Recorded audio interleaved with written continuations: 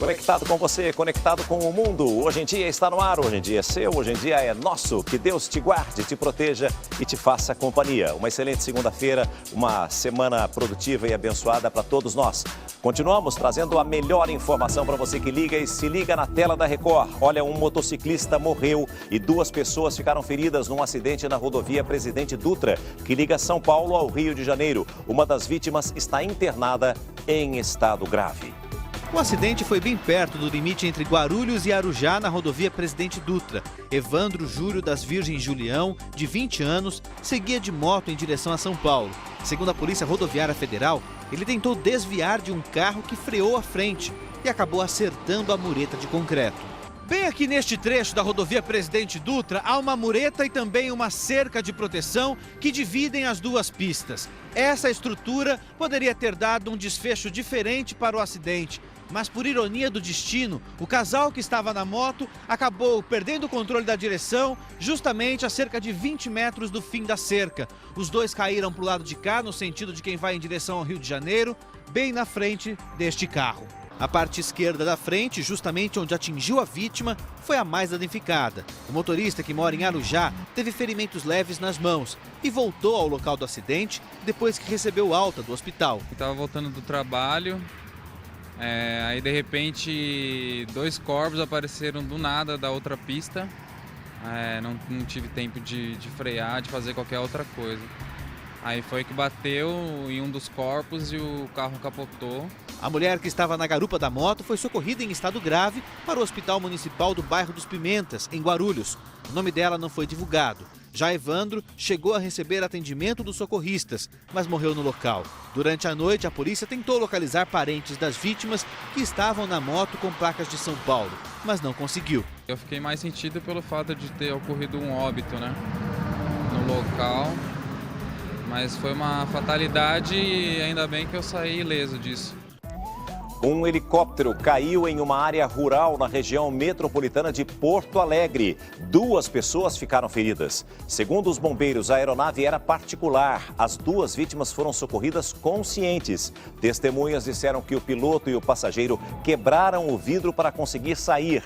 Antes de serem socorridos, eles teriam retirado a caixa de bateria para evitar a explosão. O piloto teria perdido o controle do helicóptero depois de um forte vento. Pai e filho morreram na queda de um monomotor em uma represa. O avião tinha sido construído pelo próprio empresário. Acompanhe. Ivan é o dono desta marina que fica próximo do local do acidente. Ele ajudou no resgate. Essas imagens foram registradas por ele assim que se aproximou do avião. Por causa do impacto, a frente da aeronave ficou destruída. Ele conta que ventava forte na hora do acidente. Chegamos lá, já estava tudo, já tinha acontecido já e não teve que fazer nada. Helênio Antônio Lara, de 55 anos, e o filho dele, Samuel Henrique Campos de Freitas Lara, de 17 anos, morreram depois que a aeronave caiu no Lago de Furnas, no município de Guapé, no sul de Minas. Os 2 tinham saído de Pará de Minas, no centro-oeste, onde a aeronave ficava guardada em um hangar. As vítimas iriam participar de um encontro de aeronaves em uma fazenda que fica às margens aqui da represa de Furnas. Cerca de 15 aeronaves de várias cidades brasileiras participavam do evento. Segundo testemunhas, o piloto fazia o reconhecimento da área de pouso quando a aeronave caiu. O monomotor experimental foi montado pelo próprio empresário. De acordo com a ANAC, a Agência Nacional de Aviação Civil, esse tipo de aeronave não precisa registrar um plano de voo. O empresário tinha permissão para pilotar aeronaves experimentais.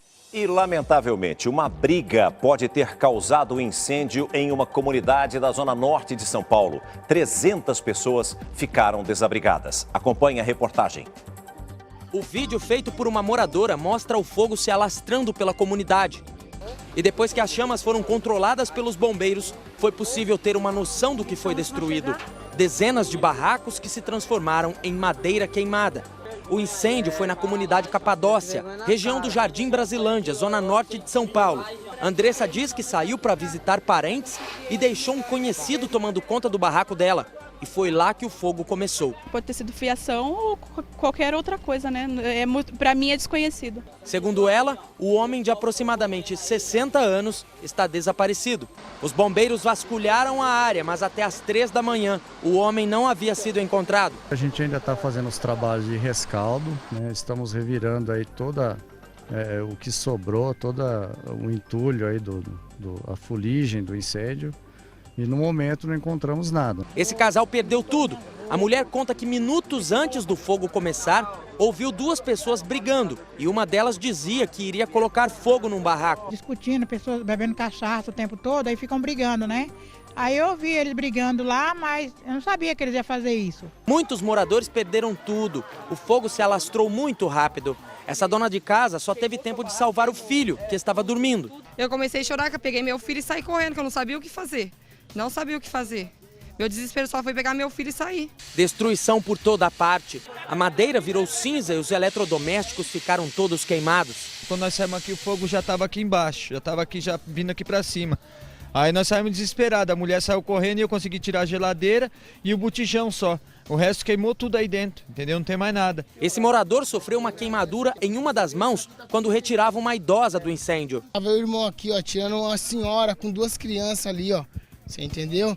Quebrando madeira, nesse de quebrando madeira, olha o que aconteceu aí, ó. Saiu uma madeira com fogo na sua mão. Madeira quente, irmão. Fui tentar quebrar a madeira para não deixar queimar mais ainda. Foi isso aqui que aconteceu. Aqui desse ponto dá pra gente ter um pouco mais de noção da área afetada. Até então nós estávamos só ali em cima, mas segundo os moradores, esse morro todo aqui, olha só, era repleto de barracos, até um rio que corre ali embaixo, e todos esses barracos foram afetados. O incêndio ele acabou com tudo, então não dá pra gente ter uma precisão de quantas moradias precárias existiam aqui. As chamas, elas subiram pelo menos 30 metros de altura. Durante a madrugada, a Defesa Civil esteve no local para fazer o levantamento de quantos barracos foram afetados pelo incêndio e também o número de desabrigados. Segundo os moradores, em 4 anos, este já é o 5º incêndio na comunidade. A Defesa Civil só toda vez dá cesta básica e nada. E um colchão fininho. Aí a mulher vai dormir com um colchão fininho, a cesta básica vai trazer arroz cru, feijão cru e vai cozinhar como? O meu barraco queimou tudo, moço. Eu queria que o secretário da habitação viesse e desse uma satisfação pra gente, o que ele pode estar ajudando e fazendo. Ou eles liberam, ou eles colocam nós num lugar digno, que nós somos gente. Nós não somos cachorro, nós queremos moradia. São reivindicações justas. Na maioria das vezes, as pessoas que moram nesse tipo de comunidade correm sérios riscos, principalmente com relação aos fios, que muitas vezes não têm as condições adequadas, não é, para levar eletricidade a cada uma das casas, cada um dos barracos. Se isso não bastasse, esse risco iminente que eles correm, não é, ainda... Se for confirmada, evidentemente, né, a causa do incêndio motivada por uma briga, 2 irresponsáveis acabam prejudicando a vida de todas essas pessoas e colocando em risco, né, a vida de muitas delas, lamentavelmente. E agora eu chamo a sua atenção para este caso. Veja que terrível essa história. Um idoso de 65 anos que aguardava atendimento em um hospital público foi agredido e expulso por um segurança. A violência foi registrada por um outro paciente. Veja. O vídeo foi gravado por um paciente dentro do Hospital Municipal Central Antônio Giglio, em Osasco.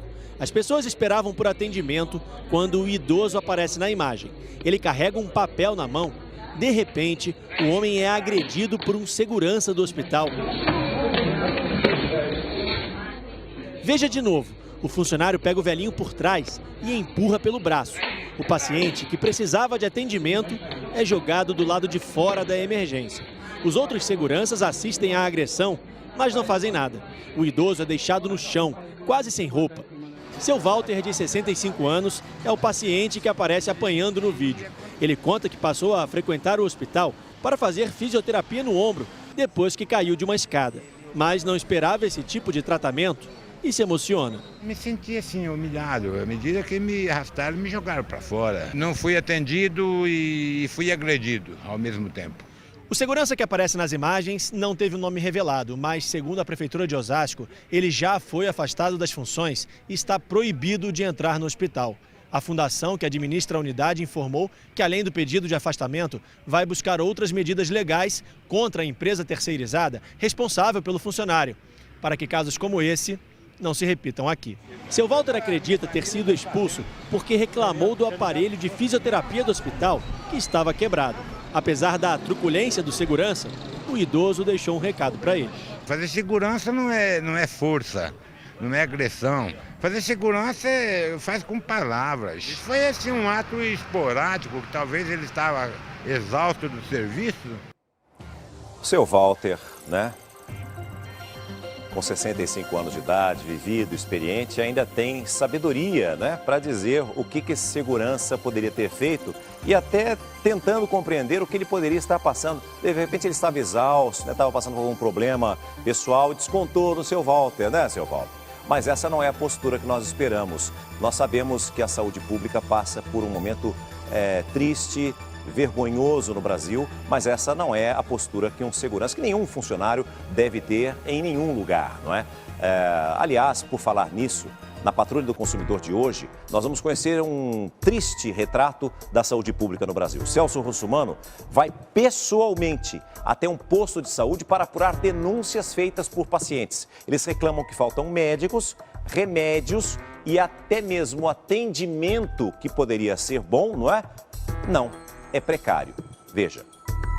Olha a situação aqui da entrada, olha a quantidade de pessoas aqui dentro, olha a quantidade de pessoas aqui dentro aguardando para atendimento. Oi? Não tem autorização. Pois não. Dá licença. Quem é a senhora? Pessoal, a senhora tem educação? Eu estou conversando com educação com a senhora. Eu vou aqui. Quem é a senhora? Eu sou administrativa aqui. Quem é a senhora? A senhora vai falar comigo ou não? Minha filha tá. Você viu muito bem que minha filha não tá nem conseguindo andar ali. Aqui já morreu gente. Esse posto aqui tem ou fechar, alguma coisa tem que fazer. Porque ninguém aguenta mais aqui. Já morreu muita gente aqui. Olha, ninguém aguenta mais o estado em que está a saúde pública no Brasil. Deu uma confusão danada essa visita do Celso Russumano e você vai acompanhar todos os detalhes daqui a pouquinho. Você vai conhecer agora exemplos de jovens que fazem toda a diferença e que estão entre os 15 milhões de brasileiros voluntários. O trabalho é de formiguinha, mas o retorno é certo, tanto para quem pratica o bem como para os que recebem. Veja na reportagem de Samara Bastos. É um trabalho de formiguinha. Se cada um fizesse a sua parte, seria muito mais fácil. Pelo menos uma vez por semana, esses jovens se reúnem para discutir e colocar em prática projetos que ajudem comunidades carentes. A gente tem a escola de balé numa comunidade, a gente fez a escola Arquipélago em Fernando de Noronha, a gente aqui na comunidade que a gente já fez um evento de Páscoa e uma festa junina com as crianças.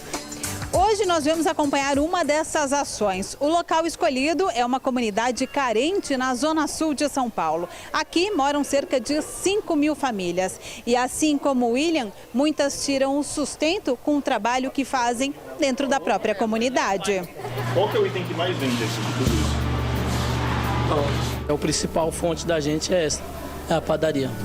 O William é o dono da padaria e há mais de 10 anos atende os vizinhos. Ele me conta que nunca fez cursos, participou de palestras ou teve orientação de como fazer o negócio deslanchar.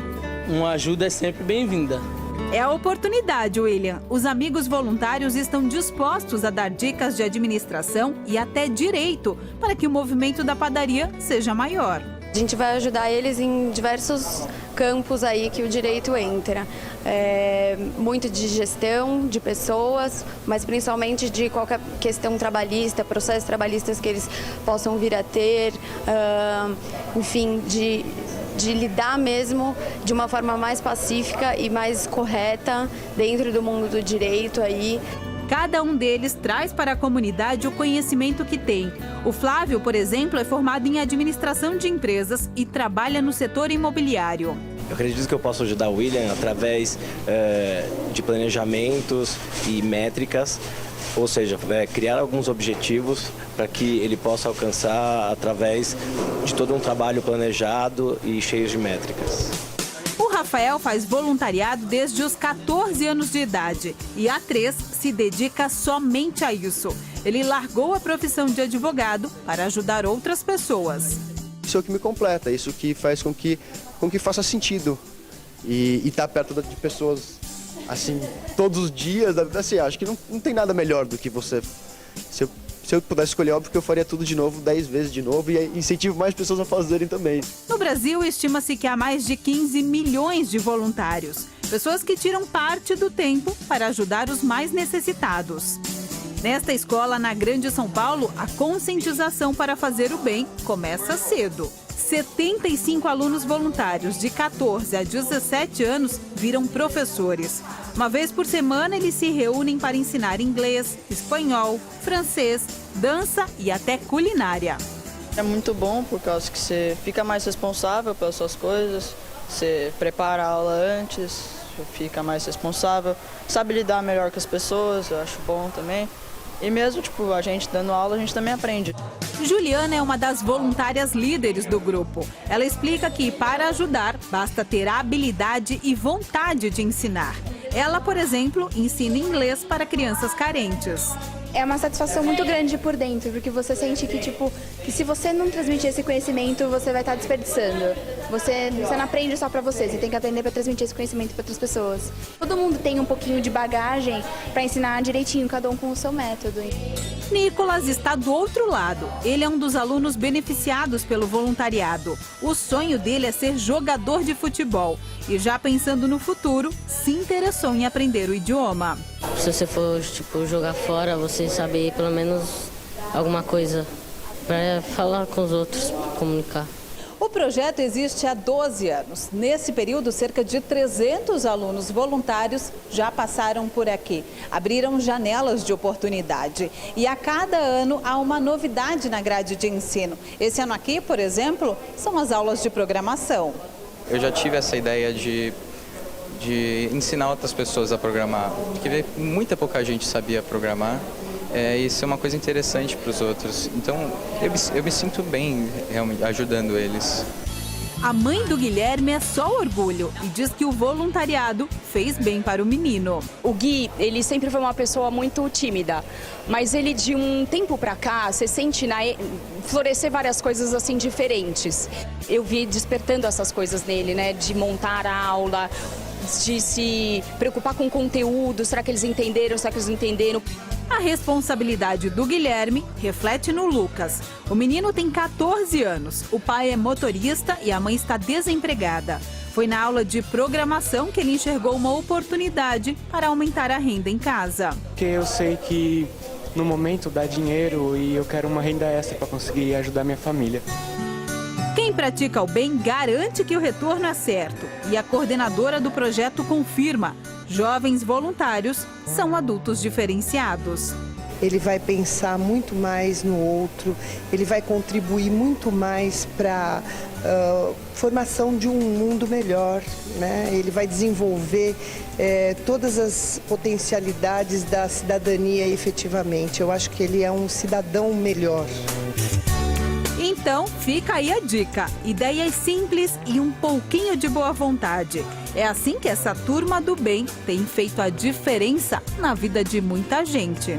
Tem uma sensação muito boa de estar ensinando o que você gosta para pessoas que podem ter uma oportunidade muito boa com o que você gosta de fazer. É a melhor parte, é a parte que a gente encontra um propósito maior. Eu acho uma causa muito nobre, eu acho muito legal essa experiência de poder ajudar os outros e receber também um pouco dessa ajuda em troca. Eu acho que ser voluntário é muito mais do que você está disposto a dar, mas você também receber muita coisa. É uma troca mútua muito legal. É mais do que provado que o brasileiro é criativo e solidário. É muito bacana a gente ver essa juventude, né, engajada, empenhada realmente em fazer o bem. Pouco mais de 7% da população do Brasil, 15 milhões de brasileiros voluntários. Muito bacana. E como disse a coordenadora Marilda, é importante que nessa fase da vida eles possam aprender a fazer o bem para deslumbrar um futuro melhor. Por quê? Enquanto muita gente faz o bem, alguns fazem o mal, inclusive apostando na inocência e na honestidade de algumas pessoas. Veja esse caso. A polícia prendeu 4 pessoas acusadas de aplicar o golpe do falso emprego. Elas garantiam vaga de trabalho, mas exigiam que as vítimas pagassem para fazer um treinamento. Pelo menos 50 pessoas foram enganadas. Acompanhe a reportagem. Wagner estava à procura de emprego e encontrou o anúncio de uma vaga disponível para porteiro. Mesmo sem experiência na área, ele procurou a empresa de recrutamento Renova, que funcionava neste prédio comercial na Lapa, na região oeste de São Paulo. Na verdade, eu cheguei para fazer uma entrevista do serviço já, que era exclusivo para mim. Mas quando eu cheguei lá, já tinha várias pessoas dentro, com o mesmo intuito que eu, nessa vaga de portaria, e preenchemos apenas uma ficha, outra ficha. Com a garantia do trabalho, a agência ofereceu um curso que seria obrigatório antes do registro em carteira. O treinamento deveria ser pago rapidamente para que o desempregado não perdesse a vaga. R$320. Ela falou que a vaga era exclusiva para mim, eu perguntei, tá? E falou que eu tinha até 5 horas.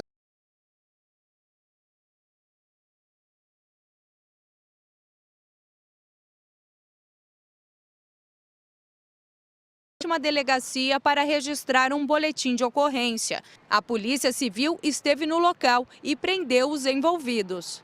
Rafaela de Souza Gouveia é a dona da empresa Renova RH. Ela e outros 3 funcionários aguardam na carceragem pela audiência de custódia. O Tribunal de Justiça de São Paulo irá decidir se eles terão ou não o direito a pagamento de fiança para aguardar o julgamento em liberdade. Aproveitaram-se desse momento de fraqueza, de necessidade das pessoas para iludi-las e fazerem com que elas gastassem dinheiro numa coisa que elas não queriam. Foram enganadas e induzidas em erro. Com a alta taxa de desemprego no país, golpes como este parecem aumentar. Nos últimos 2 meses, flagramos outras 2 empresas atuando da mesma forma. Esta outra agência cobrava a quantia de R$360, que poderia ser parcelada em até 3 vezes. A responsável já responde a 3 inquéritos, que juntos somam mais de 60 vítimas. Quando eu fui atendido, você é meio que influenciado, é tudo muito rápido, passei o cartão de crédito, entendeu? É bem assim. Então, eu fui para casa, eu falei assim, será que eu caí num golpe? Segundo a polícia, as prisões visam coibir a prática do crime de estelionato. Apreendemos os documentos lá, mais ou menos contabilizamos 50 vítimas e certamente depois dessa publicidade que os senhores darão, outras vítimas virão aqui. E o brasileiro acaba caindo nesse golpe porque o número de desempregados no país bate novos recordes. Já são 11 milhões de trabalhadores sem emprego. Num posto de atendimento ao trabalhador em São Paulo, a filha procura o primeiro emprego e a mãe, dispensada há 3 meses, busca uma nova chance. Eu vou em firma, faço entrevista e mando aguardar que vai entrar em contato e nada, né? Manuela entregou 40 currículos. A pessoa sai na esperança de arrumar algum serviço e volta para casa estressada, porque só gasta dinheiro. Menos vagas e cada vez mais concorrência por elas. O desemprego no país continua crescendo. No primeiro trimestre chegou a 10,9%. São 11 milhões de brasileiros sem trabalho, 2 milhões a mais do que no trimestre anterior. É o pior resultado desde que a pesquisa começou a ser feita em 2012. Os setores que mais demitiram foram a indústria e a construção. Nos postos de atendimento ao trabalhador, existem hoje, para todo o estado de São Paulo, apenas 4.800 vagas abertas. As vagas que tem disponíveis são vagas para o setor de serviços, que seria limpeza, telemarketing, vagas para atendente de balcão, que são as vagas rotativas, né? Este especialista em gestão de recursos humanos diz que a dificuldade de conseguir emprego é ainda maior para quem tem qualificação, mesmo que aceite ganhar menos em outra função. Uma pessoa desse tipo, ela provavelmente aceitaria essa posição e continuaria à procura, eventualmente, de outro desafio. Isso é muito claro para as empresas. A esperança de Marcos agora é que finalmente foi chamado para uma entrevista de emprego. Trabalhar, só isso e nada mais. E neste domingo, o Dia do Trabalho foi comemorado com atos organizados por centrais sindicais em todo o país. E em uma das celebrações, a presidente Dilma anunciou reajustes nos programas sociais. Veja. Em Em Pernambuco, a passeata foi debaixo de chuva pelas ruas de Recife. Centrais sindicais também se reuniram em Porto Alegre, em Belo Horizonte e em Goiânia. A presidente Dilma esteve aqui no evento da CUT, a Central Única dos Trabalhadores, no centro de São Paulo. Durante o discurso, anunciou uma série de medidas na área social, como reajuste de 9% do Bolsa Família e mais 25 mil moradias para o programa Minha Casa Minha Vida. A presidente também propôs a correção da tabela do imposto de renda para a pessoa física em 5%. Uma correção da tabela do imposto de renda sobre pessoa física. Ainda em São Paulo, na Avenida Paulista, manifestantes protestaram contra o governo. O mês de maio vai ser decisivo para a presidente, que enfrenta o processo de impeachment no Senado e pode ser afastada do cargo. A comissão de impeachment do Senado vai ouvir nesta segunda-feira 3 nomes indicados pela oposição para debater o processo de afastamento da presidente Dilma Rousseff. O repórter Alessandro Saturno tem todas as informações direto da capital federal. A sessão da comissão especial que trata do processo de impeachment da presidente Dilma no Senado estava marcada para começar às 10h30 da manhã. Uma reunião que deve demorar bastante. A comissão vai receber hoje o procurador do Ministério Público, Júlio Marcelo de Oliveira, que aprovou o parecer favorável à rejeição das contas da presidente Dilma no TCU. Também falam a comissão José Maurício Conte, especialista em Direito Econômico e professor da Universidade de São Paulo, e Fábio Medina Osório. Os dois são favoráveis ao impeachment da presidente. Para amanhã deve falar a comissão em defesa do governo o diretor da Faculdade de Direito da Universidade Federal do Rio de Janeiro.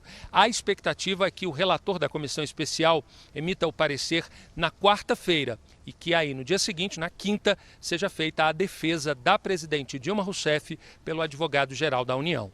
Voltamos ao estúdio do Hoje em Dia. Obrigado pelas informações, Saturno. Muitas pessoas perguntam quando deve terminar esse processo todo no Senado do processo de impeachment. Isso deve acontecer no próximo dia 11 de maio. E se a votação for a favor, no próprio dia 11, a presidente é comunicada do seu afastamento. O ministro do Supremo Tribunal Federal, Gilmar Mendes, suspendeu a liberação de um crédito extra de R$100 milhões para a presidência da República gastar em publicidade. Gilmar Mendes considerou que um crédito de R$100 milhões para propaganda do governo desrespeita a Constituição porque não é uma despesa imprevisível e urgente. Além disso, a abertura do crédito só poderia acontecer com o aval do Legislativo. O ministro mandou notificar a presidência, o advogado-geral da União e a Procuradoria-Geral da República para que se manifestem. Em seguida, o caso vai ser discutido no plenário da Corte, mas não tem um prazo definido. O Palácio do Planalto não comentou a decisão, alegando não ter sido notificado. 2 pessoas morreram e 4 ficaram feridas num tiroteio entre grupos rivais no subúrbio do Rio de Janeiro. A repórter Carla Chaves tem todos os detalhes direto da Cidade Maravilhosa.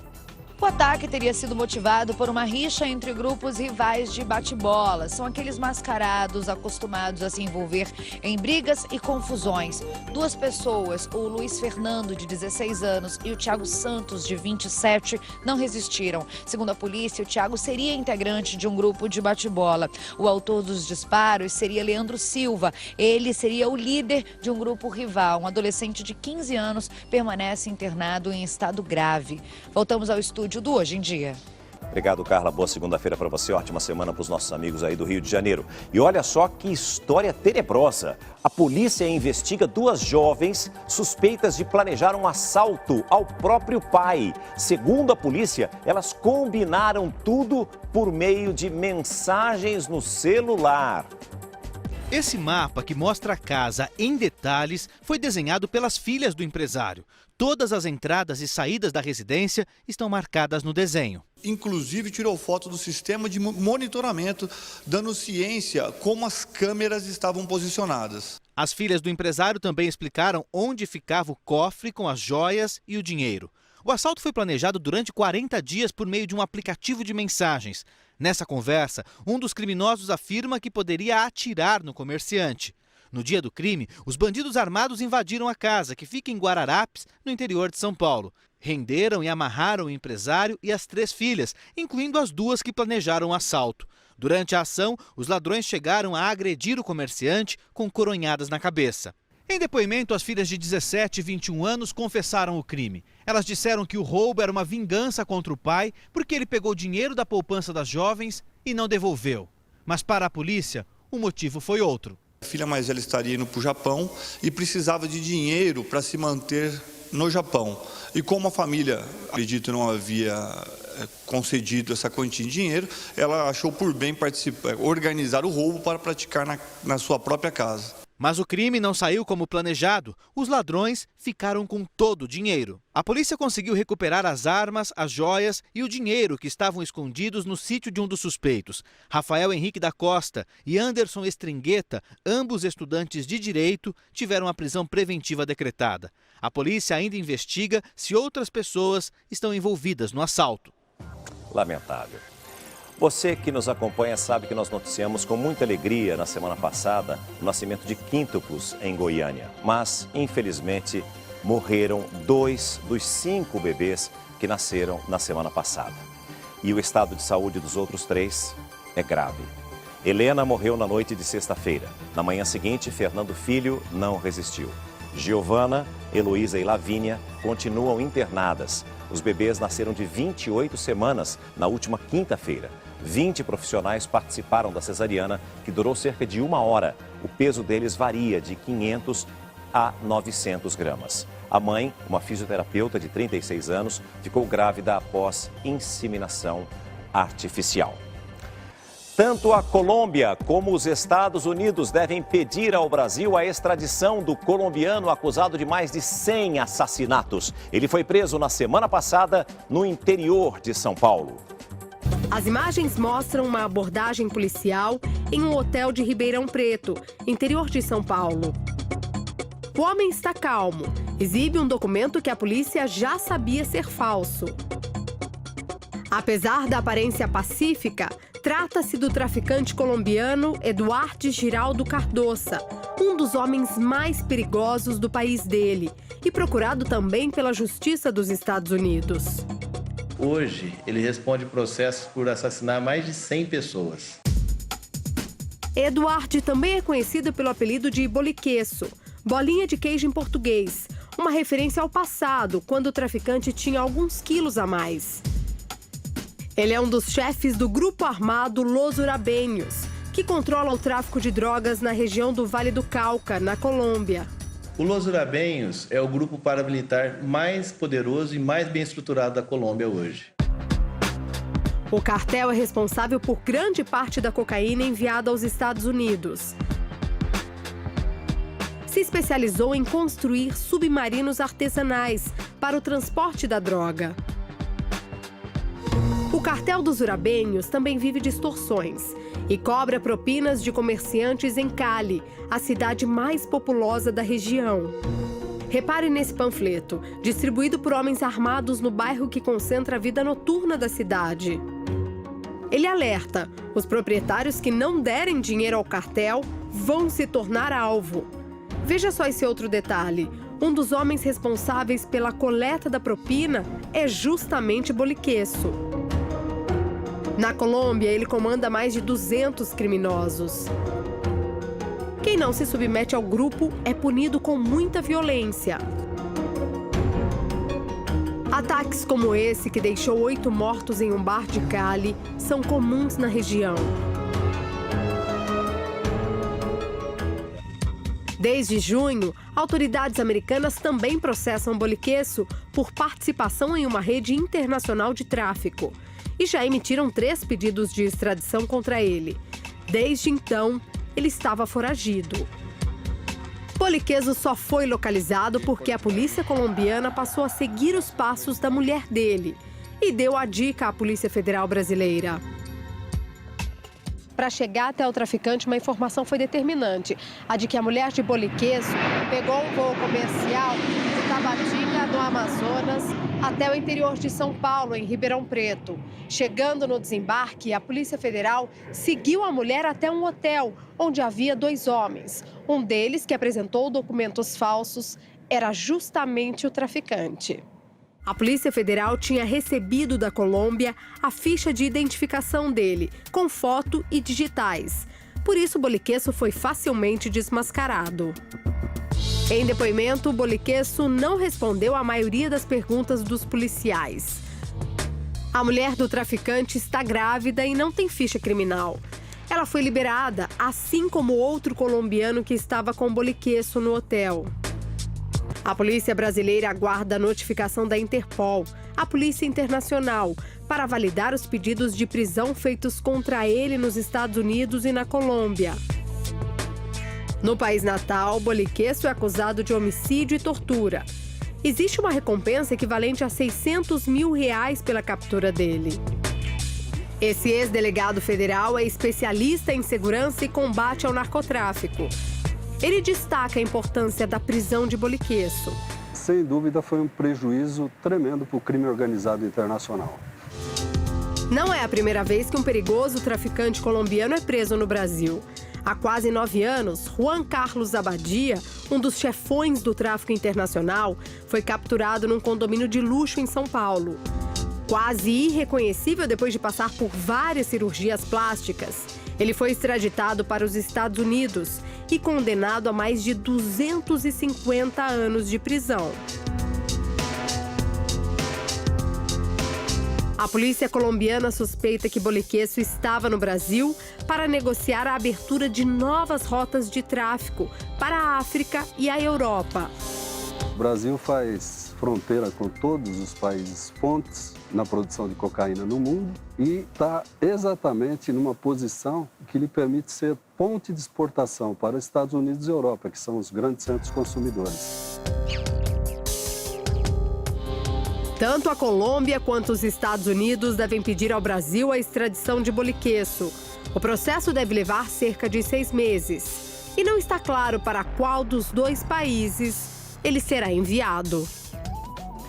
Morreu neste final de semana em São Paulo o ator César Macedo, conhecido pelo personagem Seu Eugênio. Parentes e amigos foram se despedir do humorista em Mairiporã, interior de São Paulo. O comediante morreu aos 81 anos. Ele teve um choque séptico provocado por uma pneumonia. César Macedo interpretou o famoso personagem Seu Eugênio na Escolinha do Barulho e na Escolinha do Gugu, aqui na TV Record. Em 2011, sofrendo com dificuldades financeiras, ganhou do apresentador Augusto Liberato a reforma completa da casa em que morava com a família. A obra era um sonho antigo da esposa Adriana, que morreu no ano seguinte. Uma família gaúcha que viveu dias de angústia comemora o retorno da cadelinha que havia sido levada por criminosos. O roubo de animais, aliás, tem crescido no sul do país. Veja. Foram 2 dias longe de casa e a cadelinha está de volta após uma tentativa de extorsão. Patrícia teve a residência invadida. Os ladrões levaram objetos pessoais e também o bem mais precioso, a Shih Tzu de 9 anos. A dona então divulgou nas redes sociais o furto da mascote e recebeu uma mensagem no celular exigindo R$400 pelo animal. Eles me mandaram uma foto e eu vi que era ela. A única coisa que eu pensava era ir buscá-la. A dona da cadela não cedeu aos sequestradores. Registrou o boletim de ocorrência e foi buscar Penélope acompanhada por policiais à paisana. Um homem de 24 anos foi preso em flagrante acusado de extorsão e ele já tinha antecedentes por roubo e furto qualificado. Muitas vezes essa atitude de ligar e dizer que está na posse de um bem muito desejado, de um animalzinho muito estimado, pode servir como desculpa para atrair uma vítima com um carro ou com dinheiro para um local ermo e ali praticar um outro crime contra essa mesma vítima. Os donos dessa poodle de 15 anos também foram vítimas de sequestradores de animais. A cadela foi levada da casa onde vivia. Camila ainda não tem notícias da cachorrinha, que é cega e tem tumores. Mas sabe que em caso de extorsão, a polícia deve ser acionada. É uma maldade muito grande tirar ela da família. É um animalzinho que tem sentimentos e deve estar sentindo a falta dos donos. E você vai conhecer agora a história de um casal unido por um cupido bastante inusitado. Um cupido não, 2. Conheça essa história na reportagem de Samara Bastos.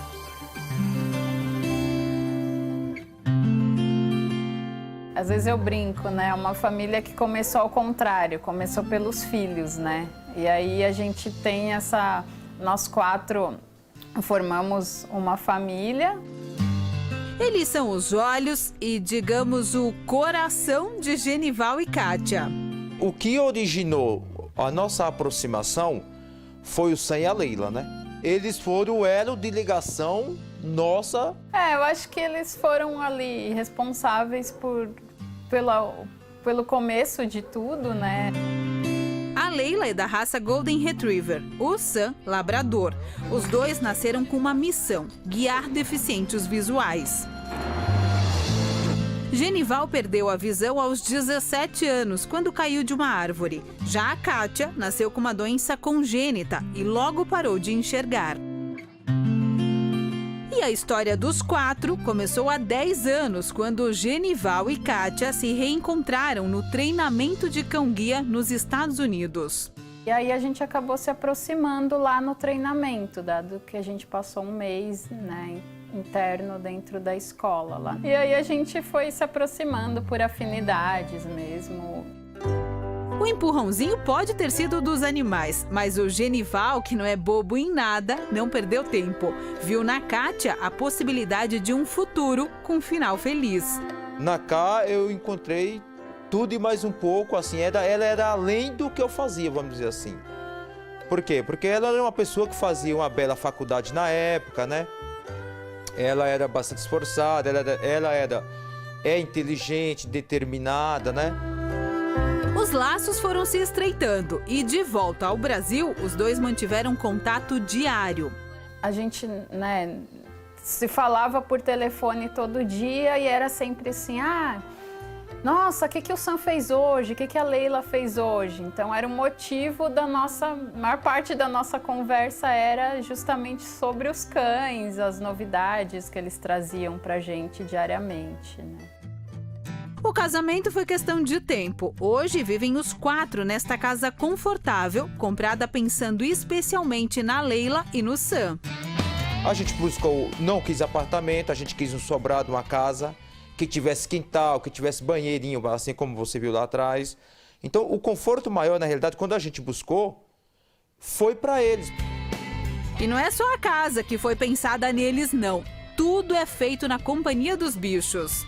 O cão, ele acompanha a gente em todos os lugares que a gente for, todos. Desde o trabalho, shopping, loja, academia, viagem. O casal já foi para a Argentina, Uruguai e até Portugal com os cães.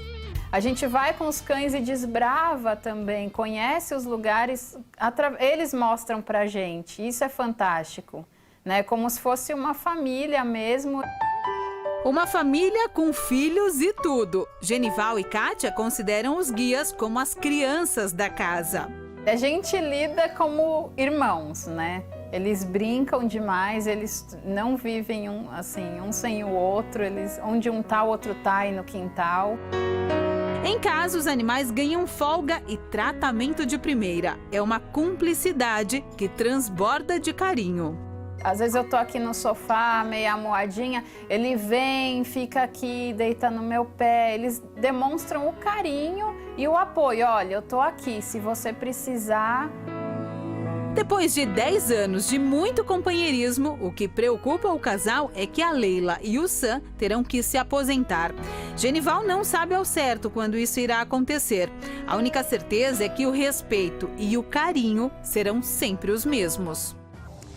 É muito bom quando a gente encontra uma pessoa para viver ao nosso lado o resto da vida, não é verdade? Mas hoje em dia os namoros estão cada vez mais descartáveis. Muitas vezes as pessoas namoram, se casam e depois de algum tempo de matrimônio acabam se separando sem entender o porquê.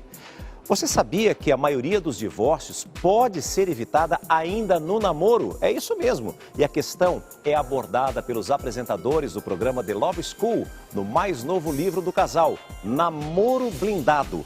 Esse livro é dedicado para qualquer solteiro, independentemente da idade. Porque só os jovens aqui namoram, que nada. Tem viúvo, divorciado, noivo, tem muita gente solteira aí no mercado, né? Afinal, para ter um casamento duradouro, é preciso saber o que fazer antes dele. Veja agora como Namoro Blindado já foi um sucesso logo no lançamento do livro. Renato e Cristiane Cardoso estão casados desde 1991 e usam o próprio exemplo para falar sobre a dificuldade da vida a dois. Eles são autores do best-seller Casamento Blindado, que está entre os livros mais vendidos do país. Além de escrever livros e ministrar cursos e palestras, o casal faz sucesso com o programa The Love School, a Escola do Amor. De maneira simples e objetiva, eles dão dicas para casais melhorarem a relação e driblar as crises. Então as pessoas precisam aprender a ajustar a sua realidade à família, porque senão elas acabam perdendo relacionamentos. O novo livro, Namoro Blindado, é leitura obrigatória para quem quer cultivar um namoro inteligente e fugir das ciladas na relação amorosa. A repórter Catarina Hong acompanhou o lançamento do livro no Rio de Janeiro e conversou com o casal. A fila é longa.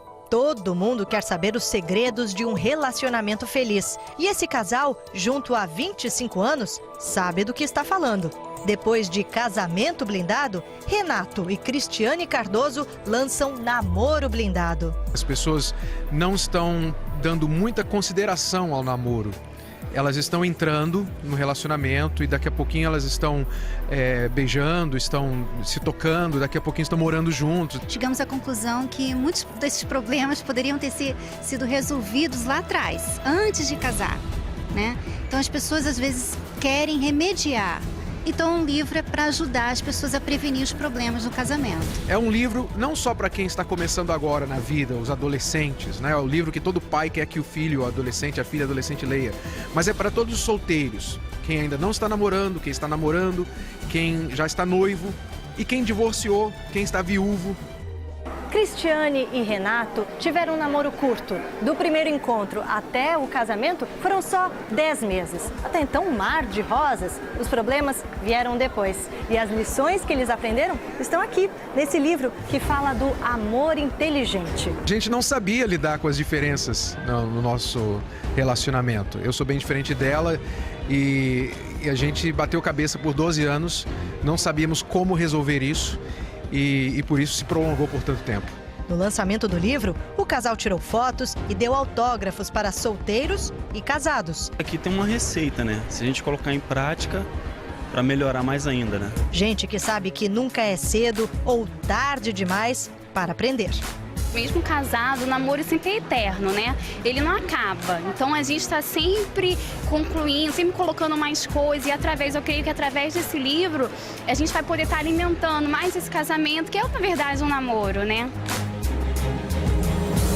Tem 17 anos de casamento e começou assim, num bate-papo, num namorinho, e a gente foi crescendo, foi construindo e hoje a gente tem aí uma família sólida. Eu tenho uma filha de 13 anos, sou apaixonado pela minha esposa e eu acho que tudo começou lá, naquele nosso bate-papo, no nosso namoro. Então, um bom namoro, com certeza, será um ótimo casamento. Mesmo no casamento, você tem que continuar namorando, né? Mesmo no casamento, você tem que cultivar o namoro, tem que ir plantando o amor.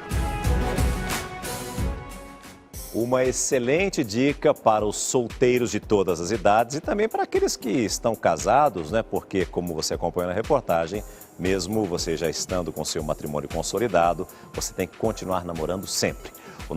O livro Namoro Blindado já está à venda nas melhores livrarias de todo o Brasil. Garanta o seu. Olha, todo mundo imagina chegar aos 100 anos. Já pensou? Você, então, com saúde e disposição? Mas isso, claro, evidentemente não é para qualquer um. Em Goiânia, uma vovó que trabalhou quase a vida inteira na roça completou, acredite, 115 anos.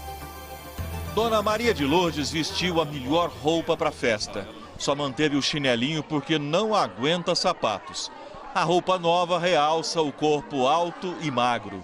Ela nasceu em 1901, antes do avião, do carro, do rádio, da TV e, claro, muito antes dessas novidades que hoje registram o aniversário dela. Bastante velha, mas estou satisfeita. A dona Maria está há pouco tempo em Goiânia. Para os padrões dela, apenas 46 anos. Ela acredita que o segredo de ter chegado tão longe foi a vida na roça, lá em Oliveira, interior de Minas Gerais, onde ela viveu 69 anos. A gente planta de tudo, arroz, milho, feijão, café, de tudo.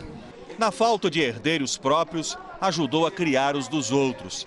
E adotou Sinésia, hoje com 71 anos e vivendo com ela no mesmo abrigo em Goiânia. Ela ficou comigo e me criou e hoje eu crio ela. Maria de Lourdes vive há 7 anos no abrigo, com mais 55 pessoas. O aniversário foi preparado com doações e um mutirão para a mão de obra. Maria de Lourdes, 115 anos, né? Maravilha, né? 115 anos, não é fácil não, né? Não é para qualquer um, né? Não é para qualquer um, né? Ela ouviu o parabéns com aparente indiferença. Talvez porque a música seja uma dessas coisas novas. A letra, em português, nasceu 41 anos depois da aniversariante. Aí, vai!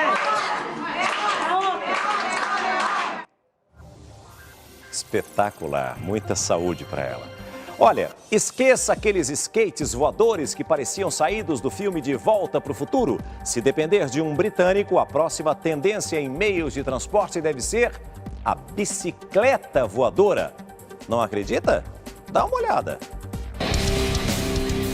A ideia de um youtuber britânico famoso por suas criações malucas. Para chegar nessa bicicleta gigantesca, ele substituiu os pneus por 2 hélices de alta potência. Elas foram adaptadas para gerar a propulsão necessária para tirar o veículo do chão. Toda a construção da bicicleta levou apenas 1 mês. Foi necessário muito treino e algumas quedas para que finalmente a engenhoca saísse do chão. A Overbike não tem nenhum mecanismo para direcionar o veículo, então tudo dependia da habilidade do piloto em mudar o eixo do próprio peso. O vídeo já teve quase 3 milhões de visualizações. Como se trata de um projeto pessoal, a bicicleta não deve ser comercializada.